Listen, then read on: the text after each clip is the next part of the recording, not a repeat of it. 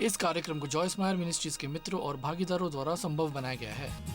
ऐसे बहुत से लोग हैं जो कष्ट दे रहे हैं और बहुत से लोग हैं जिन्हें मदद की ज़रूरत है। और मैं आपको बताती हूँ कि सबसे अच्छा आत्मिक युद्ध का प्रकार प्रेम का युद्ध करना है।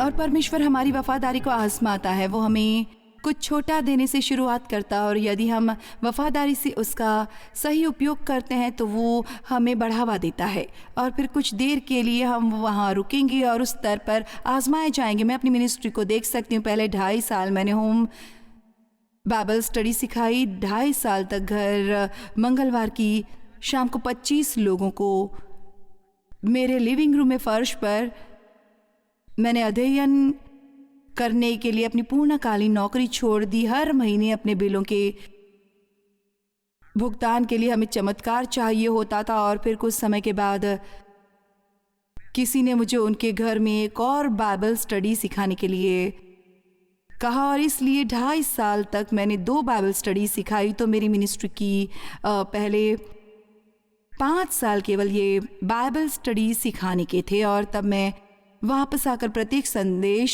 के लिए 6-7 घंटे अध्ययन करती, क्योंकि मैं कुछ भी जानती नहीं थी। मैं केवल इतना जानती थी कि मैं एक गड़बड़ थी और यीशु मुझे प्रेम करता था और मैं सीख रही थी और दूसरों पर आजमा रही थी केवल ये देखने के लिए कि क्या ये उनके लिए काम करेगा जैसे मैं थी। जानते हैं ये ईमानदार होना एक अच्छी बात है। मैं तब काफ़ी हद तक प्रचार कर सकती थी जैसे मैं अभी कर सकती हूँ और मुझे समझ नहीं आया कि परमेश्वर ने मुझे थोड़े से लोगों तक ही क्यों सीमित रखा। लेकिन मुझे याद है दूसरे प्रचारकों को टीवी पर देखते हुए ये सोचना, मैं नहीं जानती कि आप टीवी पर क्यों हैं। ठीक है, इसलिए मैं अभी तक अपने लिविंग रूम के फर्श पर थी। ये इस वजह से नहीं था कि मैं क्या कर सकती थी, ये गलत रवैये की वजह से था जिस पर मुझे काम करने की ज़रूरत थी। और इसलिए दूसरे लोगों के पास क्या है उससे ईर्ष्या करने की बजाय शायद हमें नज़रिए को जांचना चाहिए। शायद आप एक बकरी हैं और भेड़ नहीं, इसके बारे में हम कुछ मिनटों में बात करेंगे। भेड़ों की तुलना में बकरियां ज्यादा बुद्धिमान होती हैं, लेकिन भेड़ें प्यारी होती हैं। कभी कभी मुझे लगता है कि मैं किसी को बढ़ाकर उन्हें सही तरीके से समझा सकती कि शुरुआती दिन कैसे थे। डेव और मैं हर समय दूसरी जगह पर गाड़ी से बातचीत करने जाते और फिर रात को होटल में रुकने के पैसे भी नहीं तो हम मैकडॉनल्ड्स की पार्किंग में एक जगह पर रुककर वहीं आराम कर लेते। इसीलिए किसी के पास क्या है उसके लिए किसी से ईर्ष्या करना मूर्खता है, खासकर यदि आप वो नहीं करना चाहते जो उन्होंने उसे प्राप्त करने के लिए किया। आमीन।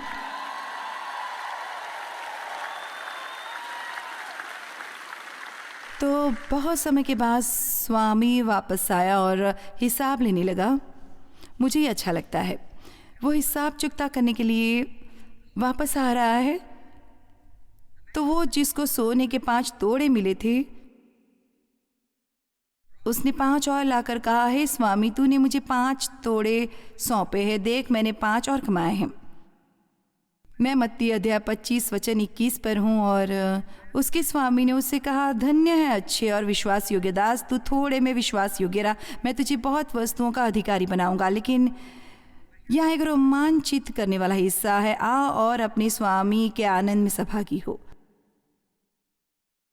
देखो ये इस तथ्य से कहीं अधिक महत्वपूर्ण है कि उसे स्वाभाविक पुरस्कार मिले, अपने स्वामी के आनंद में सहभागी हो। और दूसरा आदमी जिसे सोने के 2 तोड़े मिले, ये उसने भी वही किया। बहुत अच्छा, अच्छे और विश्वास योग्य दास, तूने बहुत अच्छे से संभाले, मैं तुझे बहुत दूंगा और आ और अपने स्वामी के आनंद में सहभागी हो जा। क्या आप जानते वास्तव में हम क्या चाहते हैं? वो है खुश रहना। हर एक को आज बाहर शॉपिंग करना है, थोड़ी थोड़ी, और हम केवल तभी खुश होने वाले हैं यदि हम वो काम अपनी क्षमता से अच्छा करते हैं जो परमेश्वर ने हमें करने के लिए दिया है और हर किसी के बारे में चिंतित नहीं रहते। आमीन। ये भी आप में से कुछ अविवाहित लड़कियों को लगता है कि वे विवाहित होती है और आप में से विवाहित को लगता है कि वो अविवाहित होती। आप जानते विवाहित होने के अपने फ़ायदे हैं, लेकिन अविवाहित होने के भी अपने अलग से फ़ायदे होते हैं। सब कुछ खरीदना चाहते हैं, आप खरीद सकते हैं, आपको किसी से पूछने की ज़रूरत नहीं है। आप जो चाहते हैं कर सकते हैं, इसलिए शायद आपके लिए ये इतना भी बुरा नहीं है। ये भी बहुत लंबे समय के बाद स्वामी वापस आया। इसी तरह से 10 कुंवारियों के साथ हुआ था। लंबे समय के बाद स्वामी लौट के आया और हमारा काम है सिर्फ वही करते रहें जो सही है, वही करते रहें जो सही है, वही करते रहें जो सही है, जब तक हमें अंत नहीं दिखता। वो हमारी जिससे अपना सोने का तोड़ा लिया और उसे दबा दिया, वो डर गया था और उसने उसे तुरंत छिपा दिया। लेकिन जब स्वामी वापस आया, मत्ती 25 अध्याय वचन 26 में लिखा है, उसके स्वामी ने उसे उत्तर दिया कि हे दुष्ट और आलसी दास। दुष्ट उसे दुष्ट कहा गया क्योंकि उसके पास जो था उसके साथ उसने कुछ नहीं किया। क्या आप जानते हैं, मैं किसी को नाराज करना नहीं चाहती, लेकिन मैं जा रही हूँ और 6 महीने तक वापस नहीं आऊँगी ताकि मैं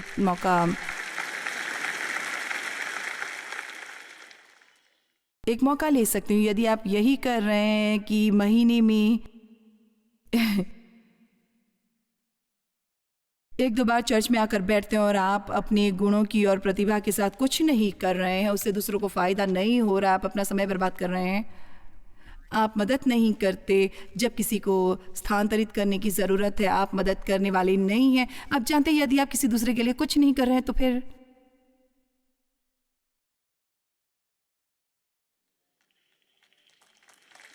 क्या मुझे आपसे वो कहना चाहिए जो यीशु ने उस आदमी से कहा, तू दुष्ट आलसी। और क्या आप जानते हैं, आप खुश नहीं होंगे। बहुत से लोग आश्चर्य करते हैं कि वे खुश क्यों नहीं हैं। कभी कभी मुझे आश्चर्य होता है कि कितने ईसाई इतने नाखुश कैसे हो सकते हैं, लेकिन मैं जानती हूँ क्योंकि परमेश्वर को मुझे ये सिखाना पड़ा था। उसने कहा तुम नाखुश हो क्योंकि तुम स्वार्थी हो, तुम किसकी परवाह करती हो, जसमार की। और जब तुम जसमार को मन से निकाल कर दूसरों की तरफ ध्यान देना शुरू नहीं करती कि तुम दूसरों को खुश करने के लिए क्या कर सकती हो। देखो, आप एक ही तरह से खुश रहने वाले हैं कि आप दूसरे लोगों को खुश करने की कोशिश करें। वो भी आपको इसे जल्दी समझना होगा क्योंकि हमेशा की तरह मैं फर्स्ट हाफ में बहुत ज़्यादा समय ले चुकी हूँ। वो कहता है ठीक है, फिर परमेश्वर के बारे में उसका विचार गलत था। उसने कहा मुझे तुझसे डर लगता था, मुझे लगता था कि तू एक कठोर स्वामी था। यदि आप परमेश्वर को जानते हैं, आप जानते हैं कि आपको डरना नहीं चाहिए, आप बाहर निकलकर कोशिश कर सकते हैं। और यदि आप असफल होते हैं तो आप सामान्य हैं। आप समझ रहे हैं मैं क्या कह रही हूँ। देखा, आप में से कुछ को इस सप्ताह थोड़ा लालची होना पड़ेगा। आप सही कर रहे हैं, ये अच्छा है। ऐसे बहुत से लोग हैं जो कष्ट दे रहे हैं और बहुत से लोग हैं जिन्हें मदद की ज़रूरत है। और मैं आपको बताती हूँ कि सबसे अच्छा आत्मिक युद्ध का प्रकार प्रेम का युद्ध करना है।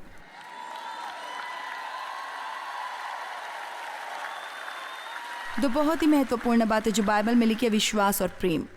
विश्वास में दृढ़ और प्रेम में लगातार चलते रहें। और भजन संहिता 37 में लिखा है, यहाँ दुष्ट लोगों के बारे में बात कर रहा है और आपको दुनिया की सभी बुराइयों के बारे में चिंता करने की ज़रूरत नहीं है। और वचन 3 में लिखा है, यहोवा पर भरोसा रख और भला कर। और यदि आप केवल इस पर ध्यान केंद्रित करते हैं तो आपका जीवन अच्छा होने वाला है। आपको दुनिया में क्या हो रहा है इसके बारे में और रोज़ चिंता करने की ज़रूरत नहीं है। आपको इन सब के बारे में चिंता करने की ज़रूरत नहीं है कि कौन विवाहित है और कौन नहीं। आप बस सुबह उठिए और परमेश्वर पर भरोसा कीजिए। ये भी ये आसानी से आप कर सकते हैं। जो है मेरे जीवन के साथ गलत किया, कुछ भी हो मैं नाखुश ही लगती हूँ। क्या हुआ है, मैं संतुष्ट क्यों नहीं हो सकती? खैर, अपना ध्यान अपने पर से हटा कर देखना शुरू करें कि आप दूसरों के लिए क्या कर सकते हैं। भेड़ें और बकरियां। वैसे भी जिस आदमी ने अपने तोड़े को दबा दिया था, स्वामी ने उससे वो ले लिया और उस आदमी को दे दिया जिसके पास सबसे ज़्यादा था। तो संदेश ये है कि इसका इस्तेमाल करो या इसे गंवा दो। आमीन। ठीक है, भेड़ और बकरियां। अब मेरे लिए इसका बहुत गहरा मतलब है, जो बहुत खूबसूरत है। यदि हम इसे समझ सकते, जब मनुष्य का पुत्र अपनी महिमा में आएगा और सब स्वर्ग दूत उसके साथ आएंगे, तो वो अपनी महिमा के सिंहासन पर विराजमान होगा और सब जातियां उसके सामने इकट्ठी की जाएंगी। और जैसा चरवाहा भेड़ों की बकरियों से अलग कर देता है, वैसा ही वो उन्हें एक दूसरे से अलग करेगा। और वो भेड़ों की अपनी दाहिनी ओर और बकरियों को बाईं ओर खड़ी करेगा। बाइबल में दाहिना हाथ हमेशा शक्ति का पक्ष होता है। यीशु स्वर्गीय स्थानों में परमेश्वर के दाहिने हाथ पर बैठा है, पर राजा अपने दाहिनी ओर वालों से कहेगा, हे मेरे पिता के धन्य लोगों, आओ उस राज्य के अधिकारी हो जाओ जो जगत के आदि से तुम्हारे लिए तैयार किया हुआ है। क्योंकि मैं भूखा था और तुमने मुझे खाने को दिया, मैं प्यासा था और तुमने मुझे पानी पिला, मैं परदेसी था, तुमने मुझे अपने घर में ठहराया, मैं नंगा था, तुमने मुझे कपड़े पहनाए, मैं बीमार था, तुमने मेरी सुधि ली, मैं बंदीगृह में था, तुम मुझसे मिलने आए। तब धर्मी उसको उत्तर देंगे कि हे प्रभु, हमने कब तुझे भूखा देखा और खिलाया, या प्यासा देखा और पिलाया? हमने कब तुझे परदेसी देखा और अपने घर में ठहराया, नंगा देखा और कपड़े पहनाया? हमने कब तुझे बीमार या बंदीगृह में देखा और तुझसे मिलने आए? तब राजा उन्हें उत्तर देगा, मैं तुझसे सच कहता हूँ कि तुमने जो मेरे लिए इन छोटे से छोटे भाइयों और बहनों में से किसी एक के साथ किया, वो मेरे साथ ही किया। लोग कहते हैं मुझे परमेश्वर को देखना अच्छा लगेगा। खैर, अपने पास बैठे व्यक्ति की आंखों में देखें, परमेश्वर लोगों में है। और जो मैं कहने जा रही हूं, कृपा करके उसे समझें। हम लोगों से कैसा बर्ताव करते हैं, इस बारे में वो बहुत मीन मेघ निकालने वाला। और मैं आपको बता सकती हूँ, जो मैं अपने स्वयं के व्यक्तिगत अनुभव से मानती हूँ, कि इससे ज़्यादा दुख परमेश्वर को तब होता है जब हम ईसाई होने के नाते दूसरे लोगों से बुरा व्यवहार करते हैं, उन्हें छोटा दिखाते हैं, उनके प्रति अनिष्ट होते हैं। उनके लिए हमारे पास समय नहीं है। क्या आप मिनिस्ट्री चाहते हैं? आप में से अधिकांश के लिए ये प्लेटफॉर्म मिनिस्ट्री होने वाली नहीं है, लेकिन आपके पास जो मैं अभी यहाँ कर रही हूँ, उससे भी अधिक महत्वपूर्ण एक मिनिस्ट्री हो सकती है। मेरी बेटी, शुक्र है कि हमने अपने बच्चों को ये सिखाया और हम उन्हें ये करते हुए देखते हैं। मेरी बेटी ने एक दिन कहा, उसने कहा, पता नहीं हाल ही में मेरे साथ ऐसा क्या है, लेकिन उसने कहा, मुझे लगता है परमेश्वर ने मुझे सभी बुजुर्गों से बात करने का काम सौंपा है। और उसने मुझे बताया कि कैसे जब वो ग्रोसरी स्टोर से बाहर आ रही थी और ये वृद्ध सज्जन बाहर आ रहे थे और उन्होंने उससे बात करना शुरू कर दिया और बात करते रहे। वो उसे बिल्ली के बारे में और उनका ये और उनका वो और बहुत कुछ बता रहे थे। और उसने कहा, आप जानते हैं, मैं वास्तव में अपनी ग्रोसरी कार में डाल कर घर पहुंचना चाहती थी। अब आप परमेश्वर के चेहरे पर एक मुस्कुराहट चाहते हैं, इसे करने का तरीका यही है। बहुत समय पहले मैं मिनिस्ट्री में थी, मेरे पास मेरा बड़ा स्टिकर था, मेरे पास मेरी यीशु की पेन थी, जीसस पेन थी। मैं चर्च में स्टाफ के तौर पर थी, पार्किंग में मेरा नाम लिखा था, मेरी अपनी जगह थी, चर्च में जगह थी जिस पर मेरा नाम था। मैं चाहती थी, आप समझे, मैं महत्वपूर्ण थी।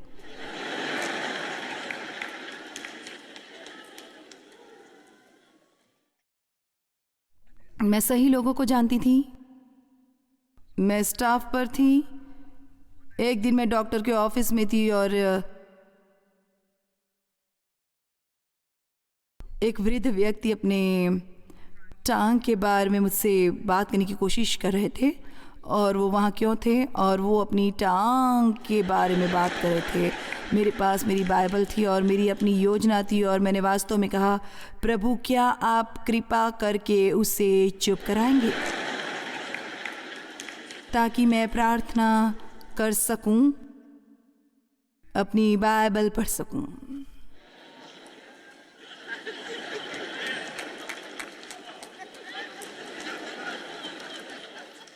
मैं वहां बैठना और धार्मिक होना चाहती थी।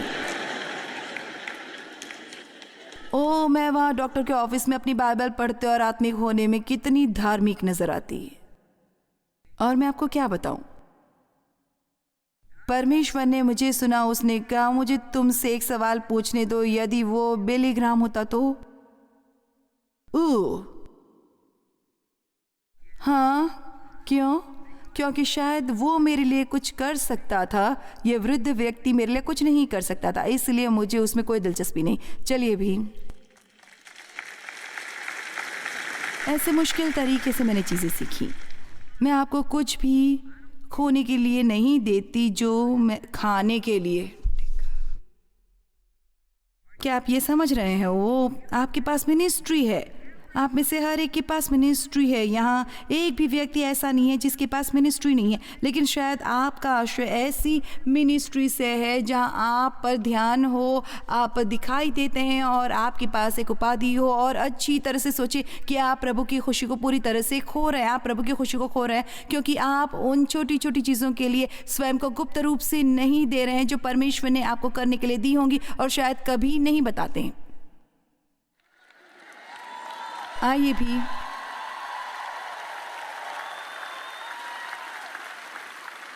मेरा मानना है कि वे चीज़ें जो हम करते हैं उनमें से कुछ बहुत महत्वपूर्ण होती हैं। आप जानते हैं, फिर वो पल आता है और मेरे पास समय नहीं है कि यहाँ बैठे और ये सब पढ़ूं।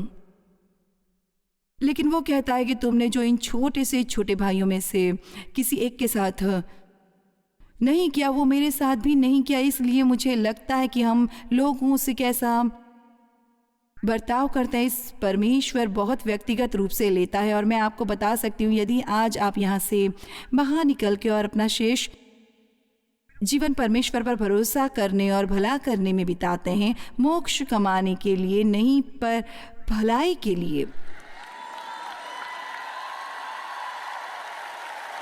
यदि आप परमेश्वर के चेहरे पर मुस्कान लाना चाहते हैं तो किसी दूसरे के चेहरे पर मुस्कान लाएं। अब भेड़ें और बकरियां स्वभाव में बहुत भिन्न होती हैं। बकरियां ज्यादा बुद्धिमान होती हैं, लेकिन भेड़ें प्यारी होती हैं। और आप जानते, मैं हमेशा कहती हूं कि मुझे कम रख रखाव वाले कर्मचारी अच्छे लगते हैं। लोग जो टीम में बने रहने के लिए हमेशा कुछ चाहते हैं और उन्हें कुछ चाहिए। और मैं कहूँगी, बल्कि मैं किसी ऐसे को चाहूँगी जो भले प्रतिभाशाली न हो लेकिन वास्तव में अच्छा दिल रखता हो, बजाय उसके जो प्रतिभावान है लेकिन उसका रवैया बेकार है। आमीन। और मेरा मानना है कि परमेश्वर को भी यही लगता है। चलो इसको ऐसे रखते हैं, बकरियां जिद्दी होती हैं और वे सर से मारकर जीवन में अपना रास्ता बना लेती हैं। आओ भी, आप हमेशा किसी चीज पर अपना सर पटक सकते हैं। मैं हमेशा कहती हूँ, बकरियां कहती है but but but but but but but, और भेड़ बस कहती हैं बा बा बा। इसके बारे में कैसा रहेगा यदि आप एक फैसला करें कि हम अपने आपको केवल अच्छे कामों में लगाएंगे, ईश्वर से कुछ पाने के लिए नहीं। उसने पहले ही हमें सब कुछ दिया है जो वो दे सकता है, हमें उसकी ज़रूरत नहीं। मैं जो करती हूँ वो इसलिए नहीं करती कि परमेश्वर मुझे कुछ दे, मैं कुछ वापस देना चाहती हूँ। और एक ही काम है जो वो मुझे करने के लिए कहता है कि अन्य लोगों के साथ अच्छा व्यवहार करें, विशेष रूप से उनके साथ जो कष्ट पहुँचा रहे हैं। आमीन। पिता, मैं यहाँ हर एक के लिए प्रार्थना करती हूँ, इसमें मैं भी शामिल हूँ कि हम ज़्यादा से ज़्यादा प्रेम में चलेंगे और हम वास्तव में उन चीज़ों के बारे में परवाह करेंगे जिनकी ज़्यादातर दुनिया परवाह नहीं करती। किसी ऐसे को सुनना जो शायद हमें बिल्कुल दिलचस्प न लगता हो, किसी के लिए कुछ करने के लिए समय निकालना जो वास्तव में हम करना नहीं चाहते। पिता, मैं प्रार्थना करती हूँ कि हम अपनी मर्जी के बजाय तेरे मार्गदर्शन और तेरे नेतृत्व का पालन करेंगे। मैं यीशु के नाम में मांगती हूँ। अब यदि आप आज यहाँ हैं और आपने कभी परमेश्वर को अपना जीवन समर्पित नहीं, क्या आप मसीह को स्वीकार करना चाहते हैं? आप एक ईसाई होना चाहते हैं? आप कहें मैं मसीह का अनुयायी होना चाहता हूँ। हम आपके साथ प्रार्थना करेंगे। जो भी करना चाहिए था परमेश्वर ने पहले ही वो सब कुछ कर दिया है। आज आपको इतना ही करने की ज़रूरत है कि इसे स्वीकार करें। केवल इसे स्वीकार करने के अलावा आपको कुछ भी करने की ज़रूरत नहीं है। आप कहते हैं लेकिन मैं इतना गड़बड़ हूँ। क्या आप जानते हैं अपने जीवन में परमेश्वर के बिना आप अपने आप को कभी बदलने वाले नहीं हैं। बदलने की कोशिश करने के लिए इंतज़ार मत करो। ये सोचना कि परमेश्वर के पास होने के लिए आपको बदलना चाहिए। अब ज़्यादा इधर उधर न घूमें। आप जानते हैं यहाँ किसी की आत्मा कुछ मिनटों के लिए आपके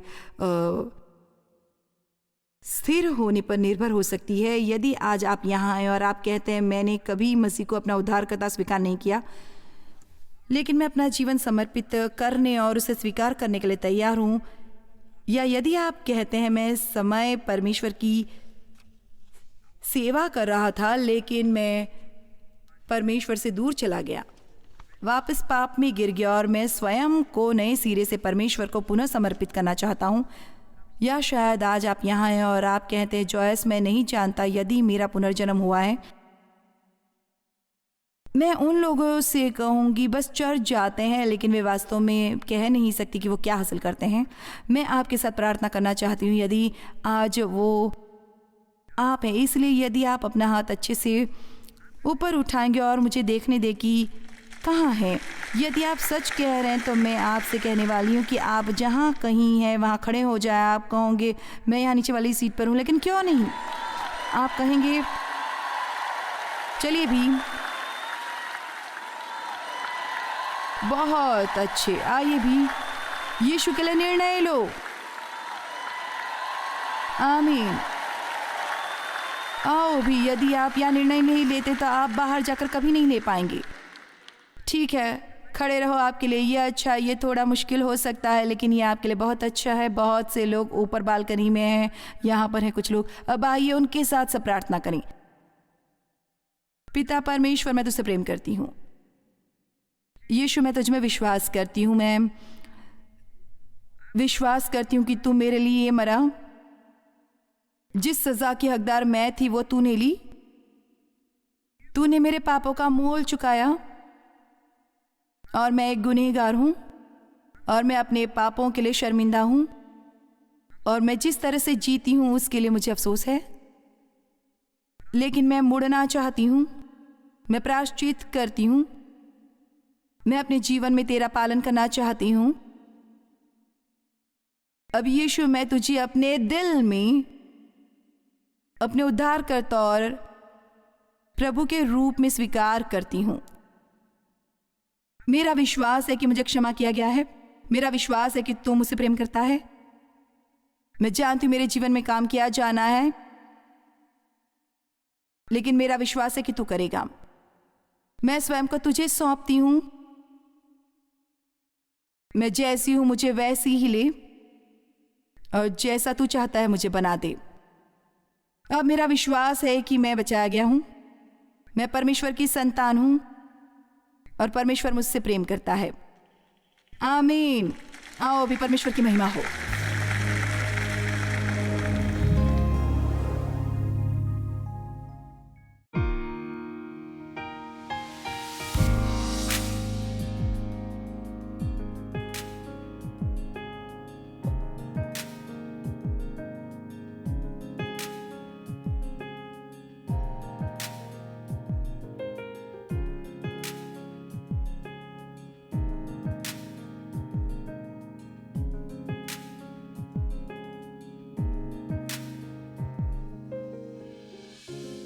इस कार्यक्रम को जॉयस मायर मिनिस्ट्रीज के मित्रों और भागीदारों द्वारा संभव बनाया गया है।